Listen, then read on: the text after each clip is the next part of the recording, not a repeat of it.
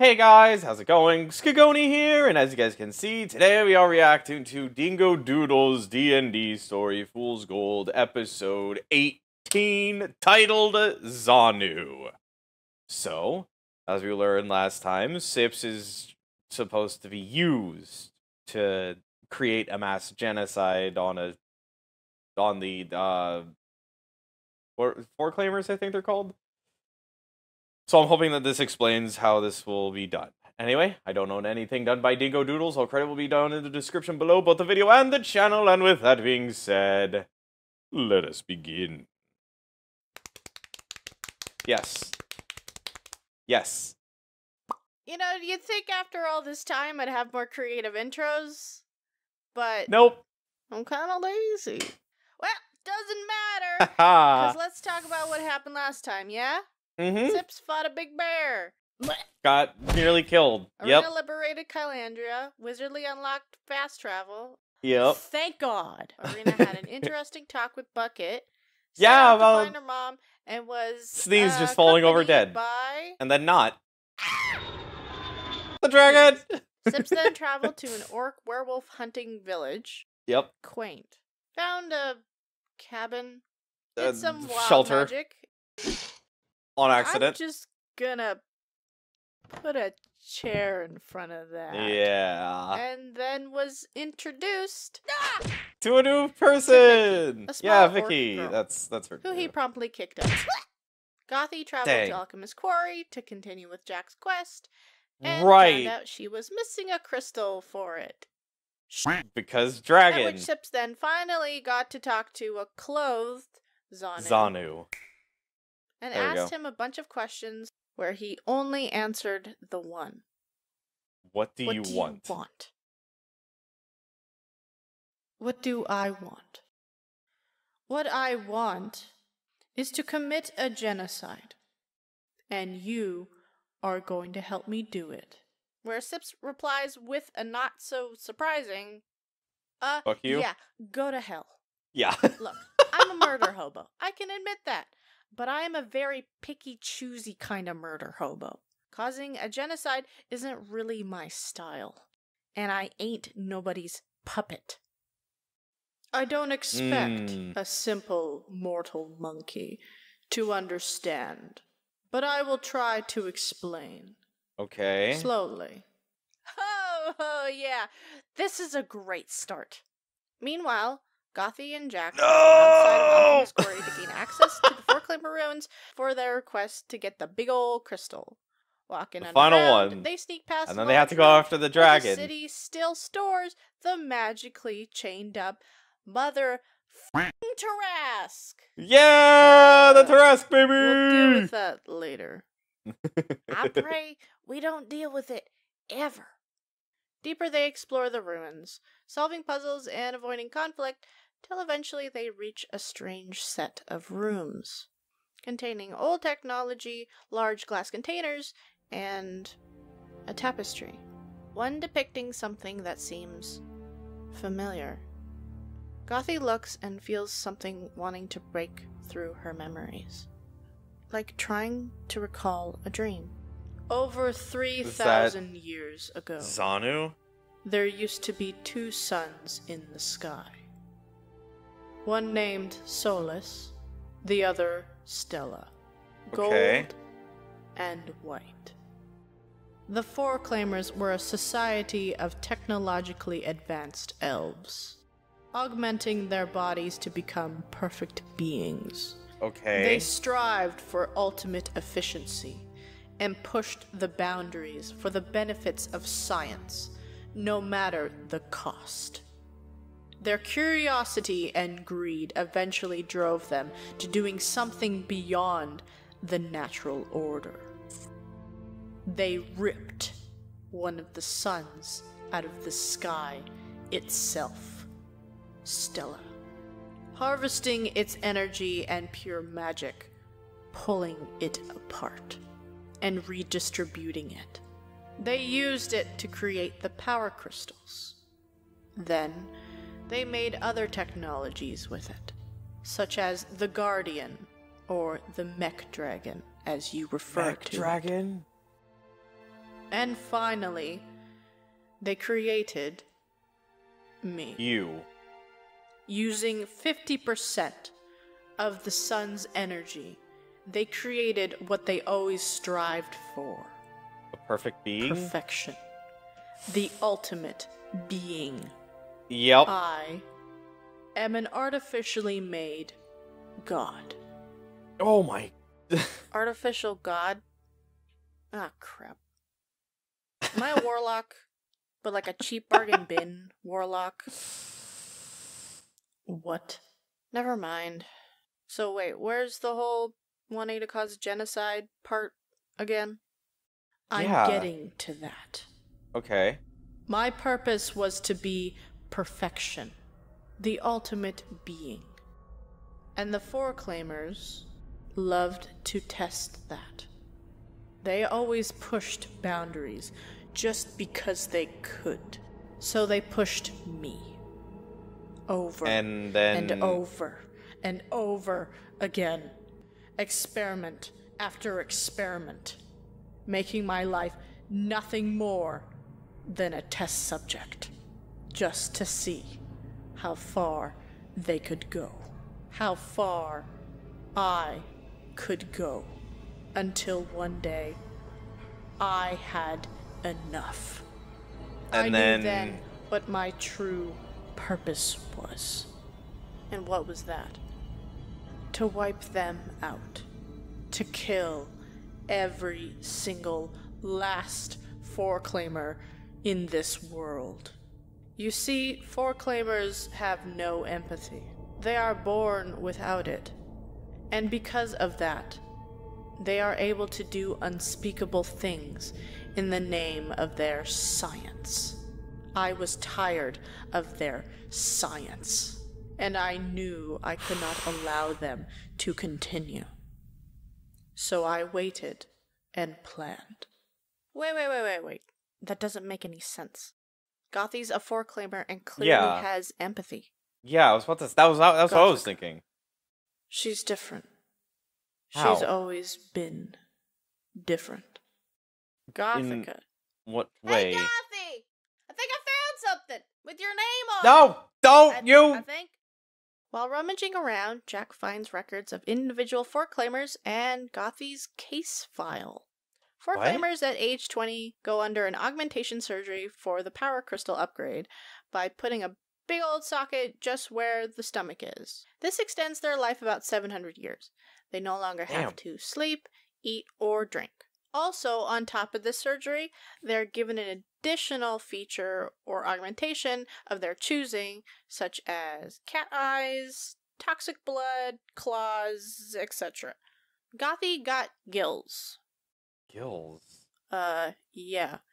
Hasn't come up much. No. But what the interesting thing on the document is not her upgrades and crazy power crystal stuff, but her defects. As the document mentions her irrational and problematic signs of having empathy. You see, Gothica was there since the beginning. I saw her grow up, visiting me whenever she could. The only person who ever showed me kindness. They thought of her as defective for having empathy, but she was not defective. She was my friend. My only friend who helped me get through it all. Hold on. If Foreclaimers are so ruthless about efficiency and empathy was not efficient, how did Gothy not get kicked out? Or worse? Taken out. It's because she has rank. Hey, Gothy? Rank? Could you come here what in a second? What does that mean? What do you mean by rank? Yeah. What I mean is, Gothica Diosol was royalty, and the future ruler of the Foreclaimer Empire. A princess. I'm sorry, what? It reads what? Right here. You're royalty. That's wild! A real Foreclaimer princess the entire time. I mean, who knew? I didn't. I mean, isn't that crazy?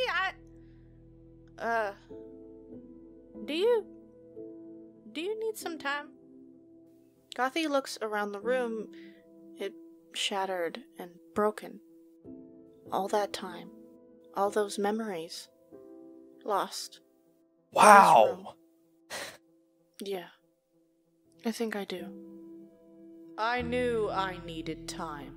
Time to plan on how to take them all out in one single night. I knew it would not be easy.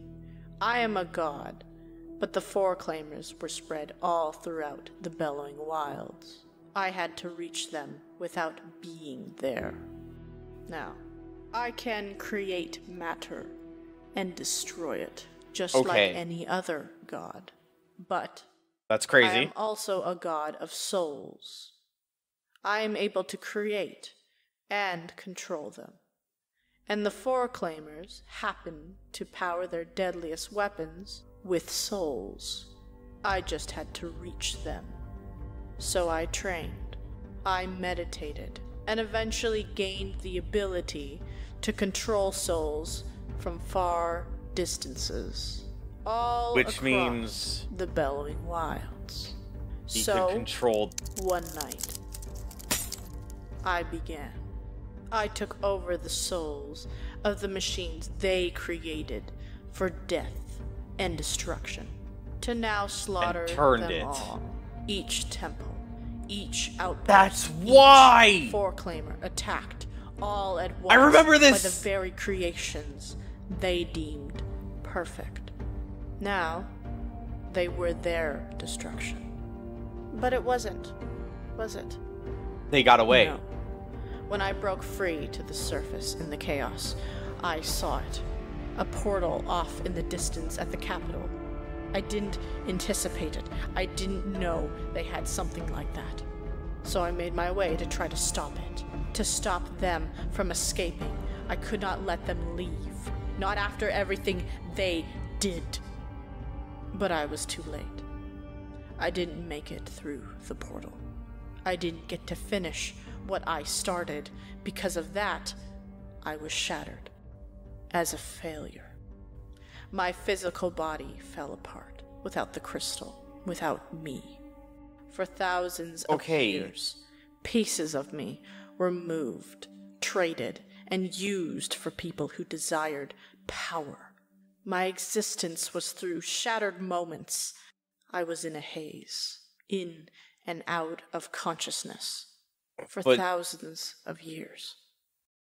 But do you know how you got in my head? Yeah, I was about to say, why 6? That witch. Back in the sky, Arena and Sneeze travel into the Bellowing Wilds. Ah, they stop! Land and hunt some creatures for some time. No! Eventually, they find a small town where they start their search for You Arena's can't mom. rope me in like that and then just take away that. No. So they turn to the information hub of any town, the bar. They walk in asking for leads, but again, nothing. So they are left to their own to rant. You know, Sneeze, I'm great. I'm a delight. And I made that group cool and fashionable, and they just blew it. Those jerks didn't know what they had. Who needs them? I certainly don't. I mean, Gothy with her smelly potions and Sips with all that angst. That I won't miss one bit. It's not like we had fun together or anything. Yeah, I was doing quests and punching bad guys and the parties. Mm-hmm. Yep. Won't miss that. You already do. Some friends they were. Leaving me like that. What are these words? I'm pouring my heart out here. I don't have time for words. Another bubble tea, damn it! Back into a quieter setting, night falls over Alchemist Quarry. Gothy and Jack manage to find the final crystal they were looking for. Now with all four minus the mech dragon crystal, they can start to place each crystal on top of these large pedestals. One located at each temple that we had already been to, having to backtrack all across the bellowing wilds. Look, I don't need you looking at the plot holes, alright? And when all the crystals are placed on these pedestals, they will be able to open up the portal to... who knows? Okay, great. Now, Who knows let's where? not waste any time and well, let's go. in theory, it's supposed to be... Jack, I need to ask you something. I mean, Okay. you're the one holding the spear. Go for it. Why are you really doing this? Yes. What? I have to admit, the entire time you have been around us, I haven't been 100% sold on the doing this just for knowledge sake. You did stab me, after all, and the way you weren't too concerned about Rascom's safety, you give off bad guy vibes, Jack. How can I trust you won't stab me in the back when all of this is done? If you and I are going to work together on this, you need to look me in the eye and tell me the truth. All right. No, I'm serious, Jack. I'm going to take off my mask, and you are going to look me in the eye. Are you with me or against me?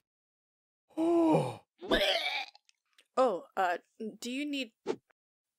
alright. He failed his fortitude save. Then tries again. Alright, let's try this again.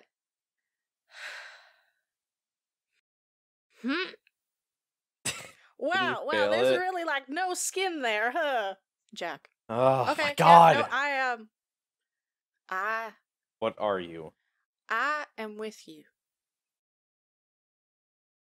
Good. Alright now, then. let's go place that crystal. Right. So can you still smell or focus? Yeah, I was gonna say, please.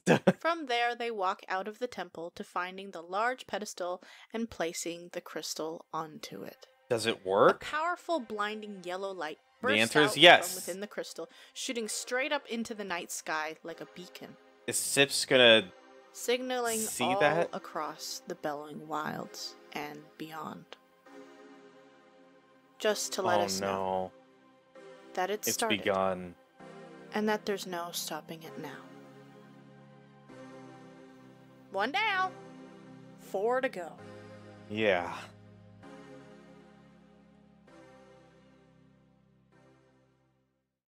Oh!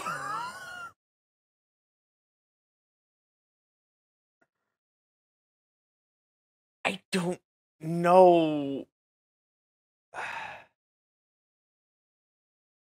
At first, he seemed like the bad guy, but now I don't know what to think. Xanu. I initially thought he's the bad guy. He's trying to go after Gothi's people. But now I'm learning that the Four Claimers are perfect beings, or trying to be. And they think that things like empathy and the like are not good, which leads them to do dark and terrible things. However, Gothi was defective. Gothi gained empathy, not sure how, but Gothi was the only one to comfort Xanu, huh? So how does... What will Xanu do if Xanu gains control over Sips? And Sips and Gothi meet again?